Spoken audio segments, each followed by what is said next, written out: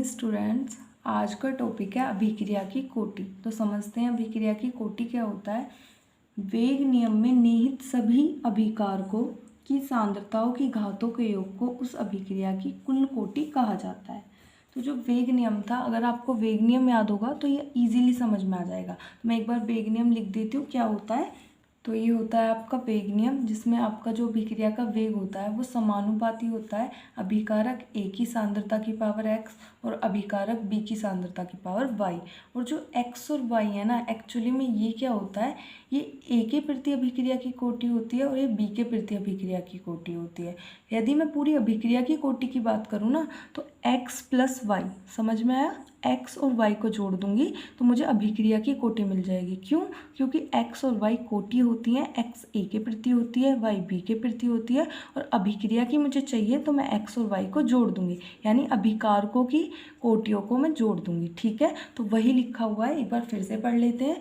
वेग नियम में निहित, वेग नियम में निहित का मतलब वेग नियम में जो भी आया है, सभी अभिकारकों की सांद्रता, जितने भी अभिकारक होते हैं, हम दो लेके चले थे वहाँ पर, आप सी डी कितने भी ले लीजिए, उनकी सांद्रताओं की घातों के योग को, उसका जो घात आएंगी ना उनके योग को, अभी बताया मैंने एक्स प्लस वाई, जेड है तो जेड भी जोड़ लेना, ए बी सी कितने ही रख लीजिए आप, जो भी आएगा उनको जोड़ लेना है, यानी घातों को जोड़ लेना है, उस अभिक्रिया की कुल कोटि कहा जाता है। तो अभिक्रिया की कोटि के लिए आपको वेग नियम में जो अभिकारकों की सांद्रता के ऊपर घातांक आते हैं ना, उन घातांकों को जोड़ लेना है, उसी को क्या कहा जाता है, अभिक्रिया की कोटि।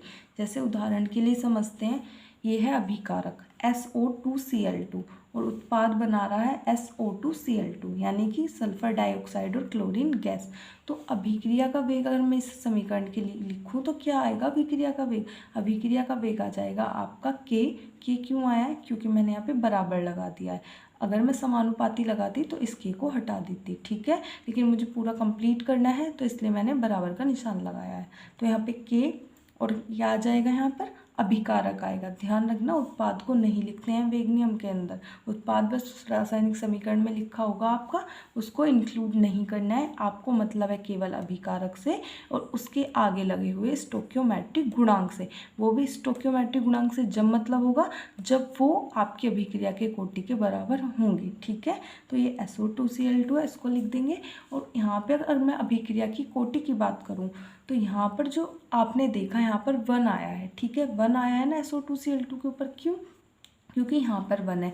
इसका मतलब ये है कि जब एक्सपेरिमेंटली देखा गया ना अभिक्रिया का वेग, तो वहाँ पर x का मान, जो x आता है यहाँ पर, उसका मान a के बराबर आया। a का मतलब 1 के बराबर आया। आपको ये x और ये तब क्लियर होगा जब आपने मेरा लास्ट वीडियो देखा हो। तो आपसे एक रिक्वेस्ट है, आप अगर अभिक्रिया की कोटि को समझ रहे हैं तो वेग नियम जरूर पढ़ना, अभिक्रिया की कोटि 100% क्लियर हो जाएगा। ओके, तो अभिक्रिया के वेग के लिए ये समझ में आया इतना। नेक्स्ट है, अगर मैं अभिक्रिया की कोटि निकालूं तो अभिक्रिया की कोटि क्या होती है, अभिकारकों को जोड़ दो, पर यहाँ पे किसको जोड़ूं, यहाँ पे तो एक ही अभिकारक है, इसकी कोटि कितनी है 1, तो यानी मेरी अभिक्रिया की कोटि भी कितनी हो जाएगी 1 हो जाएगी। ठीक है, नेक्स्ट एग्जाम्पल देखते हैं। यहाँ पर नाइट्रोजन ऑक्साइड गैस है जो ऑक्सीजन के साथ रिएक्ट करके क्या बना रही है, नाइट्रोजन डाइऑक्साइड बना रही है। ओके, तो इसको हमने बैलेंस कर लिया है। बैलेंस करना बहुत ज़रूरी है, आप बिना बैलेंस के वेग नियम को अप्लाई नहीं कर सकते। तो हमेशा ध्यान से कोई भी रिएक्शन हो, सबसे पहले यही देखना है कि वो बैलेंस है या नहीं है। तो ये बैलेंस रिएक्शन है, इसके लिए मैं अभिक्रिया का वेग लिखूंगी तो क्या करूँगी, बराबर का निशान लगाऊंगी, कांस्टेंट लगाऊंगी, देन मैं किसको लिखूंगी, अभिकारकों को लिखूंगी बिग ब्रैकेट के अंदर। तो बिग ब्रैकेट के अंदर किसको लिखूंगी, पहले NO को लिखूंगी, कोई निशान नहीं लगाऊंगी, और उसके बाद O2 को लिख दूंगी, और दोनों को अलग अलग स्क्वायर ब्रैकेट में बंद कर देना है। मैंने यही किया है, NO और यहाँ पे O2, ये डॉट लगाया हुआ है, इसका अर्थ होता है मल्टीप्लाई। आप चाहो इसको हटा सकते हो, ठीक है, और कोई निशान नहीं लगाना है। अब क्या करना है मुझे, अब x और y का मान रखना है। तो x का मान यहाँ पर कितना है 2 है, और y का मान कितना है 1 है, यानी कि x बराबर a है इस अभिक्रिया के लिए और y बराबर b है। तो कितना हो जाएगा, x का मान 2 और y का मान कितना हो जाएगा 1 हो जाएगा। ठीक है, तो अगर मैं इसके लिए अभिक्रिया की कोटि लिखूं तो क्या होगी, हमने अभी क्या पढ़ा था, अभिक्रिया की कोटि क्या होती है, अभिकारकों की सांद्रता के ऊपर जो घात होती है ना उनको जोड़ दो। तो एक अभिकारक तो ये था, इसकी घात कितनी है 2, दूसरा अभिकारक ये, इसकी घात कितनी है कुछ नहीं, तो मतलब 1। ठीक है, तो 2 और 1 3, उसको 0 मत मान लेना, 0 दिखाई देगी, अगर 0 है तो उसको लिखा रहेगा, अगर कुछ नहीं लिखा हुआ है तो 1 है, ठीक है। अब है आपका अभिक्रिया की कोटि के प्रकार, तो समझ लेते हैं कौन कौन से प्रकार होते हैं। अभिक्रिया की कोटि के मुख्यतः 4 प्रकार होते हैं। शून्य कोटि की अभिक्रिया, प्रथम कोटि की अभिक्रिया, द्वितीय कोटि की अभिक्रिया और तृतीय कोटि की अभिक्रिया।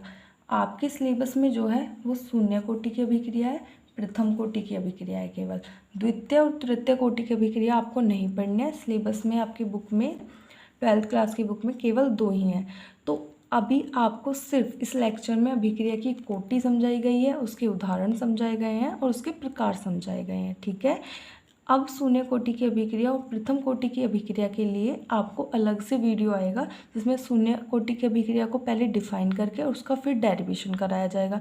ऐसे ही फिर प्रथम कोटि की अभिक्रिया को डिफाइन किया जाएगा और उसका डेरिवेशन कराया जाएगा। इस तरीके से आपके टॉपिक कंप्लीट हो जाएंगे। ओके, तो इस लेक्चर में इतना ही है। अगर एक बार में वीडियो वैसे तो मुझे लगता है जानी चाहिए समझ में, यदि नहीं आती है तो आप दोबारा देख सकते हैं। ओके, तो अगर वीडियो पसंद आ गई हो तो लाइक कर देना, चैनल को सब्सक्राइब कर देना और अपने फ्रेंड के साथ शेयर कर देना। Thank you.